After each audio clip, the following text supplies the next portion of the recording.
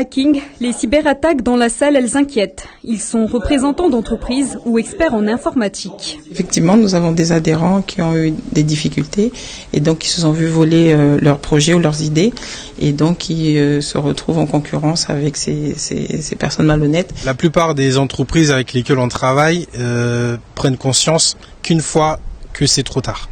Lorsqu'ils ont déjà subi l'attaque, on a eu des cas où il y a eu des pertes de données, des pertes importantes comme des données de paye. Pertes de données, pertes financières ou encore paralysie, le piratage informatique. Cette directrice d'un centre de formation en a déjà fait les frais fin 2021. On nous a attaqué par un virus, le rançonneur, donc qui nous demandait à payer afin d'avoir nos données. On a refusé, donc on a perdu 3 mois de données, mais on a refusé, on n'a pas suivi son jeu, on a refusé de régler. Depuis, la sécurité a été renforcée. Mais alors, comment réagir et surtout prévenir ces attaques? Suleiman Omarji est avocat en propriété intellectuelle, données personnelles et droits du numérique. Il vient de La Réunion.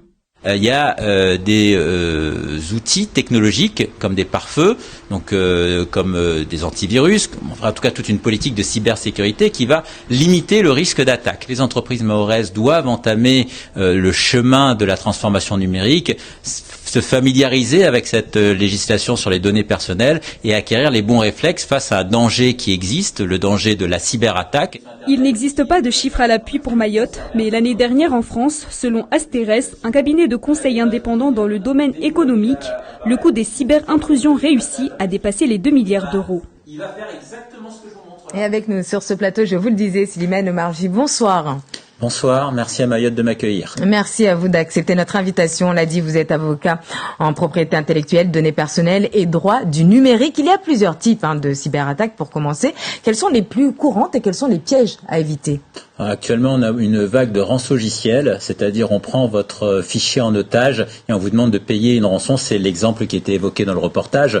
On a aussi le fait de ce qu'on appelle du hacking dit éthique, c'est-à-dire d'effacer un site. On va entrer dans le système d'administration du site et on va effacer toutes les données du site pour mettre une page qui est moins glorieuse pour dire que la sécurité était peut-être basse. Et généralement, ce genre d'attaque survient le week-end, le vendredi, là où les directions d'informatique peuvent peut-être relâcher un petit peu leur vigilance. Et on a régulièrement ce genre d'attaques qui sont dues au fait qu'on n'a pas mis à jour les pare-feux, les sécurités informatiques, les antivirus pour laisser passer finalement les hackers. Est-ce que finalement on peut éviter ces cyberattaques puisqu'on a l'impression que les hackers ont toujours une longueur d'avance pour déjouer tout type de système de sécurité? Écoutez, il n'y a pas de secret, il faut constamment se mettre à jour et actualiser les logiciels de sécurité informatique au dernier cri, puisque vous avez raison, les hackers vont décrypter toutes les sécurités informatiques existantes et c'est leur travaux dirigés, leur jeu d'essayer de trouver une backdoor, une porte dérobée pour pouvoir rentrer.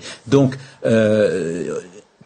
on sait qu'on sera attaqué. De toute façon, on sera attaqué. Ce qui est important, c'est de mettre une sécurité. Comme quand vous avez une maison, vous mettez une sécurité suffisamment blindée pour éviter que quelqu'un puisse rentrer, dérober ce que vous avez de plus précieux. Eh bien, les données, c'est pareil.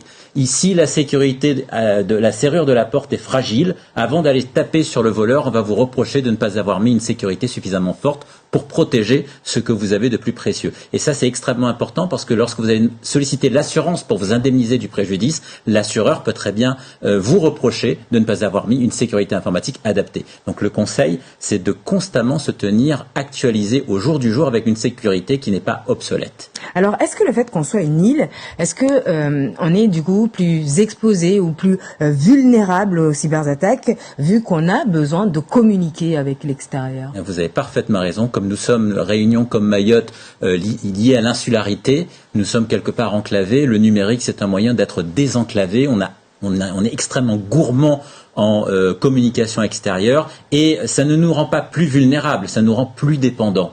Mais la violence des attaques, elle est souvent coordonnée dans n'importe quel endroit dans le monde et lorsqu'elle va frapper Paris ou elle va frapper New York, elle risque de frapper au même moment Saint-Denis de la Réunion et Mamoudzou. Donc, je dirais pas qu'on est plus vulnérable, mais si on ne met pas en place une prise de conscience pour comment protéger son patrimoine informationnel, les données stratégiques de l'entreprise, ce qui vous permet finalement de vous démarquer de la concurrence et protéger les données que vous collectez sur les clients, les données personnelles qui concernent les individus, qu'on soit collectivité ou entreprise.